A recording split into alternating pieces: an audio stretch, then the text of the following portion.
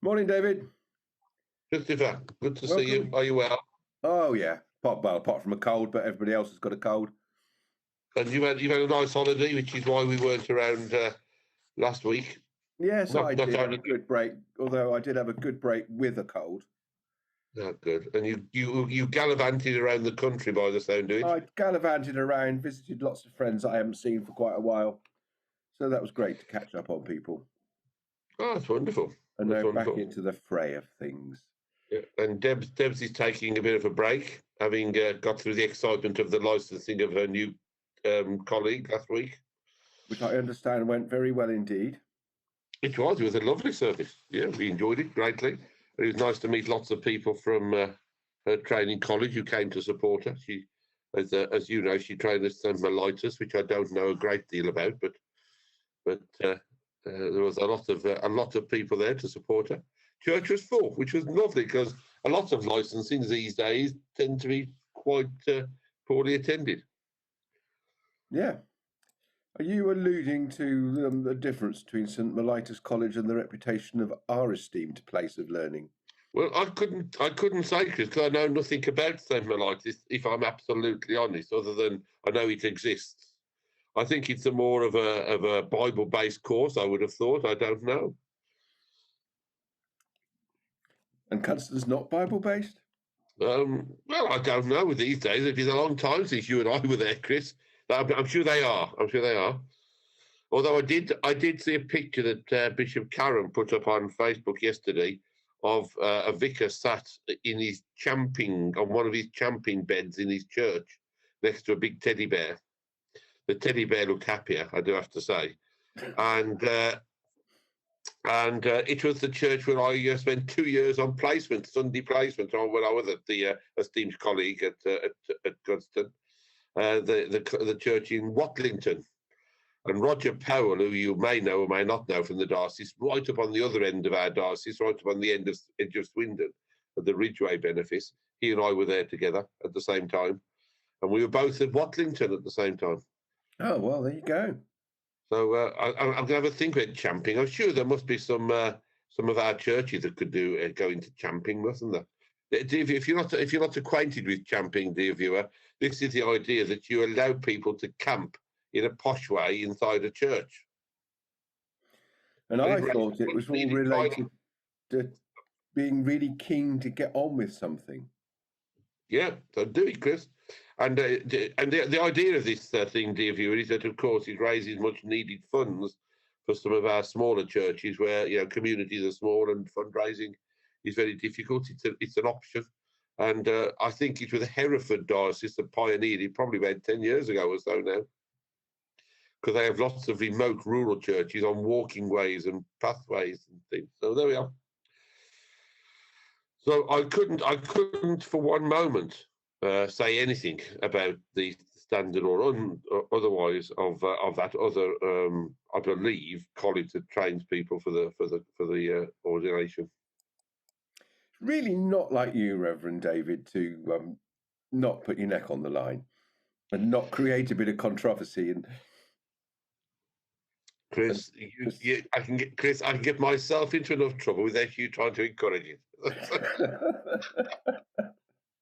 So don't you worry. I'm not being drawn. I'm sure it's a wonderful place that brings many good people to ministry, like lots of other colleges that we could mention.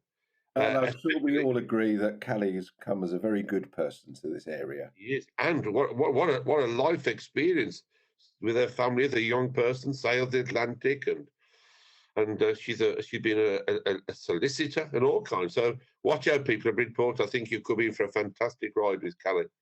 I think she's going to really help and support Deb, so that'll be fantastic. And we're looking forward to her joining us in the deanery, as indeed we are the newly appointed rector of the Bride Valley, Andrew. Yes. Do we have a date for Andrew yet? 14th of July. It's a Sunday morning at 11 o'clock, believe it or not, Chris. Okay. Because Bishop Stephen happens to be at Abbotsbury that day celebrating some big event. So they've got a big, is it 750 years old of the church or something like that? Right. That's what I've been told. So Sunday the 14th of July for Andrew to be licensed. He's coming to us from Northern Ireland, where he's studying at the moment at St Mary's University in Belfast. But he has had ministry before. I think he was vicar of Armagh for a time.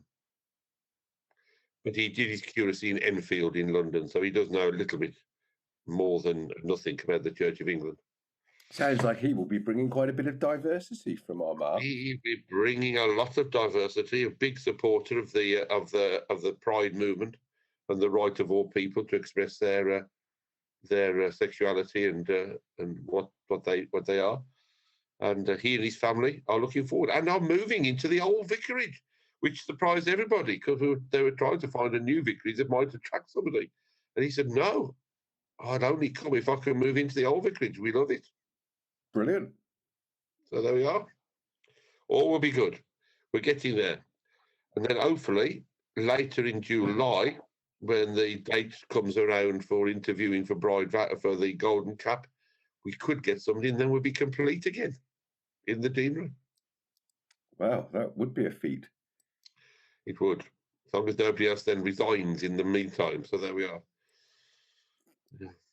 Okay, I'll wait a day or two. Yeah. Shall we take a pause? I'll read from John's Gospel about shepherds.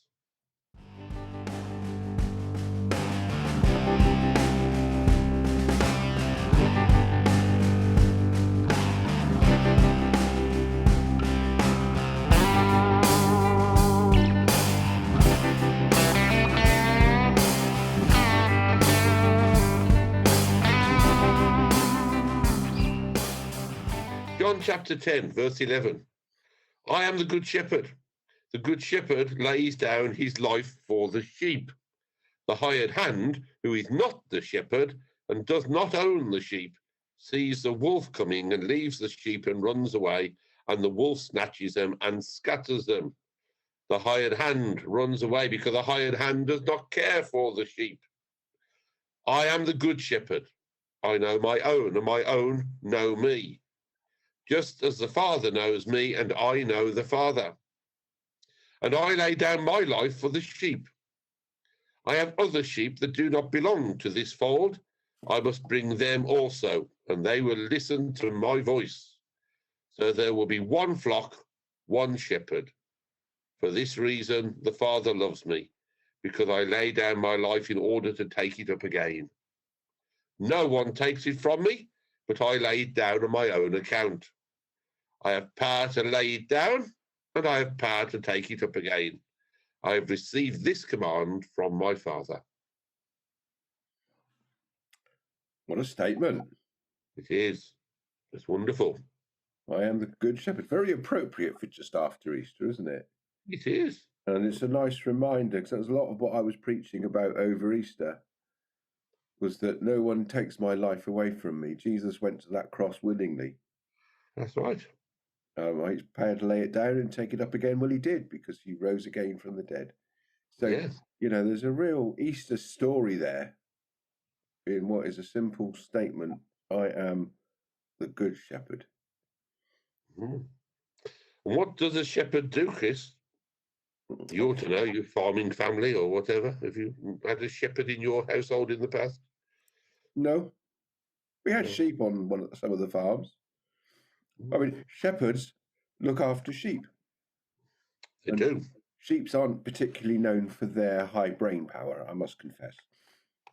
Yeah, be careful. So they protect the sheep from wolves and foxes and things that might attack them. They put them in pens and let them roam in nice wide fields.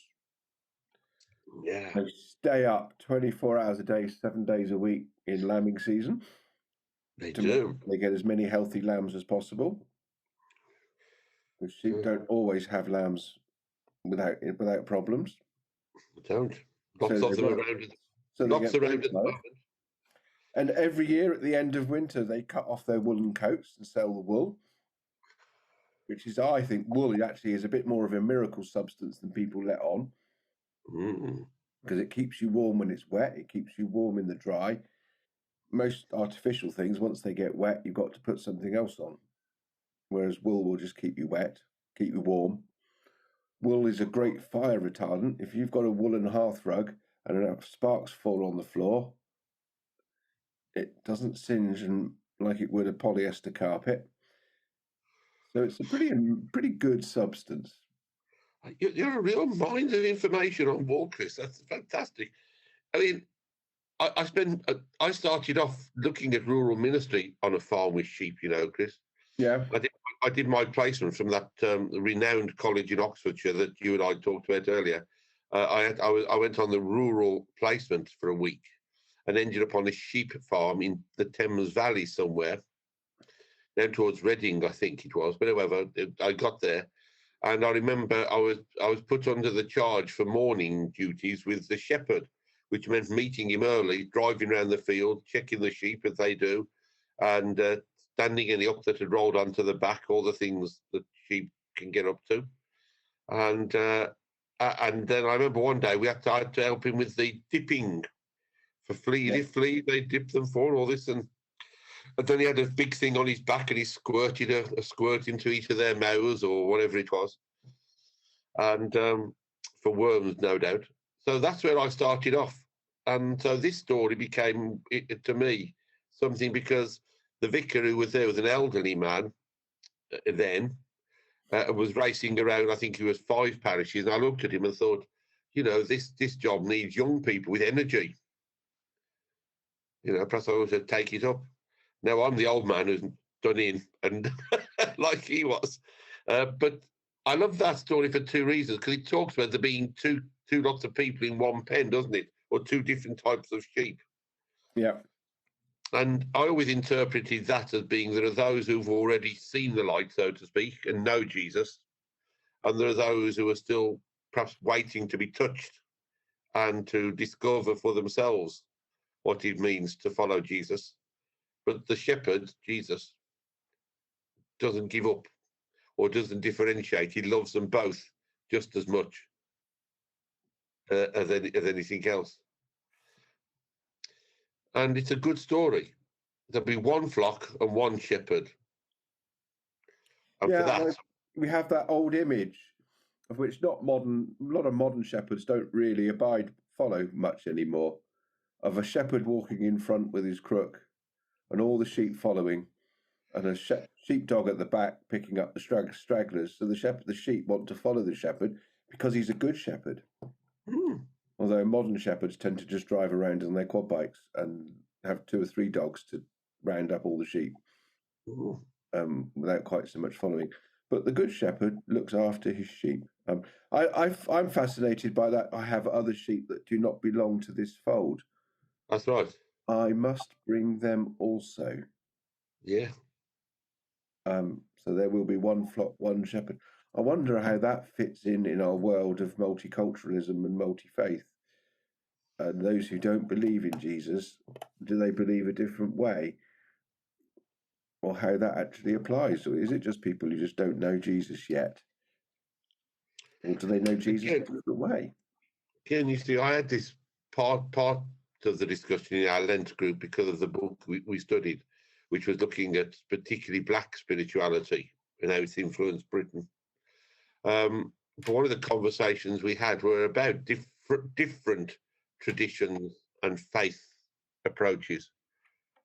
You think of Islam, they don't not believe in Jesus, they just don't believe in him in the same way that we do, but they still centrally believe in one God. You think of Sikhs, who again recognise the prophecy of Jesus, but don't particularly see him as in the same light spiritually as we would do.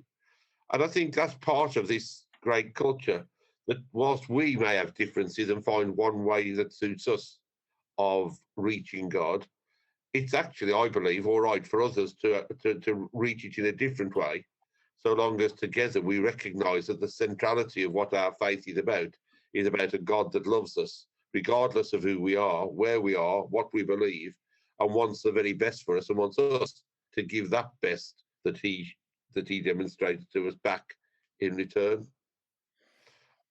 Here, I'm going to agree with you. Thank you, Chris. It's very rarity, but thank you. I'm very, very pleased. I mean, I don't know. I mean, I think there are better things to be arguing about and worrying about than whether or not we have the right or should have believe it's it's worth the fight to try and force somebody to believe what we believe. And I remember having this with a chap who was a treasurer of one of my churches in Shropshire when I was there, because he always pointed to John 14. Unless you believe in me, I am the way, the truth, the life, yeah, etc. No and well, these people are all wrong. They're all wrong. And I've always believed perhaps it's not for me to decide whether they're wrong, but to enter into dialogue so as we can understand each other more and see how we can work together within the love of God for the benefit of humankind. I do sometimes wonder why we have Anglicans, Methodists, Catholics, Orthodox, Baptists, Pentecostals, Evangelicals, Free Evangelicals. There's so many hundreds and hundreds of slightly different denominations. When I had a friend who he kept changing church, and in the end he left the Baptist church and formed his own church because people didn't agree with him. Yeah. Or he didn't agree with them. And you think, actually, at some point, this is the same Jesus. Why do we need quite so many different ways of worshipping? Is it just because we're all different humans and we have our different little styles? But again, that goes back, like you said, it's just finding slightly different ways of engaging with God and more as a human being rather than the I'm right, you're wrong brigade. Yeah, I think a lot of it has been based on culture. That's what that book taught me an awful lot about the culture of Pentecostalism coming over from the Caribbean, certainly through the Windrush generation and probably before that. But it's dating back even further. The first black church that he's mentioned anywhere was within 20 years of the death of Jesus. Parts of Africa. And we read about the eunuch in the Bible. He wasn't white. He was black, but a Christian all the same. Well, Jesus wasn't white. Chris, please don't upset me. You can't expect me to believe that because everyone believes he was. I've seen pictures of him in my book from Sunday school. Oh, right. Right. All right. But no, you're right. And of course, this is the very point, isn't it? There are many people in the fold of different types. But the key for me is how we get the message of God centrally and the love of God. We have a way as Christians and Anglican Christians of expressing that. And that's fine if it helps people. But I think we spend far too much time engaged in trying to change people's minds to make them think what we think, as opposed to accepting the fact that we can all have a different opinion. But the ultimate is that God is God and God is love. And those who live in love live in God and God lives in them. So I am the good shepherd. Yeah, you are. I lay down my life in order to take it up again. You do. No one takes it from me. I lay it down of my own accord. Yeah. I have the power to lay it down and the power to take it up. Exactly. I have received this command from my Father. That's the words of Jesus. Yeah. To all of us, as a good shepherd, to all the sheep of whatever fold that we have. Yep. Shall I end with a joke? Well, you could do, Chris. Is it broadcastable to the millions of people who will be tuning in this week? It might even make a farmer smile. Oh, that could be a rarity in itself, Chris. After all, you don't see a farmer on a bike, do you? Why do white sheep eat more than black sheep? Oh, no. Why do white sheep eat more than black sheep? Because they're like me and are fat. No, because there's more white sheep than black sheep. Chris, that's almost as bad as which way is the heaviest, a ton of feathers or a ton of coal, isn't it? Yeah. I know, but there you go. It's a good joke. I'm never